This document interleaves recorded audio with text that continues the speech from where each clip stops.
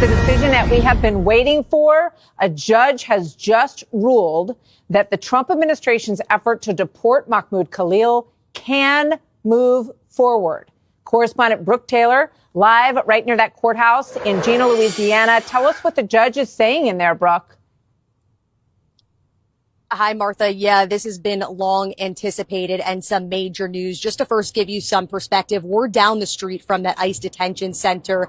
The courtroom is inside of there. They didn't allow any phones or cameras. So we're finding out this information from our reporter who's over there down the street. She tells us, as you just mentioned, the immigration judge has found Mahmoud Khalil removable. Khalil's attorneys have until April 23rd to file relief applications. I asked that reporter what the immigration judge was able to say. She cited those DHS papers and said that the Secretary of State, Marco Rubio, was able to meet that burden.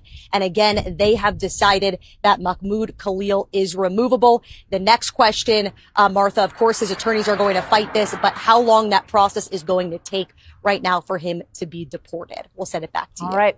Breaking news. Brooke, thank you. I was born and raised in a Palestinian refugee camp in southern Damascus in Syria. My family's history in Palestine actually goes back to as long as my grandparent could trace it. They lived in a very small village right next to Tiberias.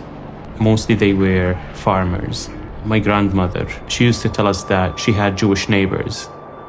They would share a piece of land where they would farm it. Tiberias was one of the first cities that the Zionists targeted in 1948 with ethnic cleansing.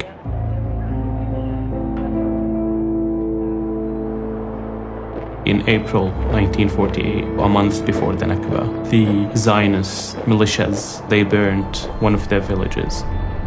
When they heard the news about it, they had to leave immediately. Some of the men went to fight. Big families, they had to go to Syria. My grandmother, she was pregnant at that time. She had to walk 40 miles.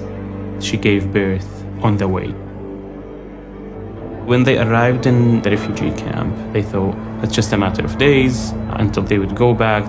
They did not want to be killed because they heard about the horror stories across Tiberias. My dad was born in a tent. His family lived in that tent until like mid-70s when they upgraded to small structures. In the 90s, they finally kind of like had concrete buildings. To us, it was always a temporary home until we go back to Palestine.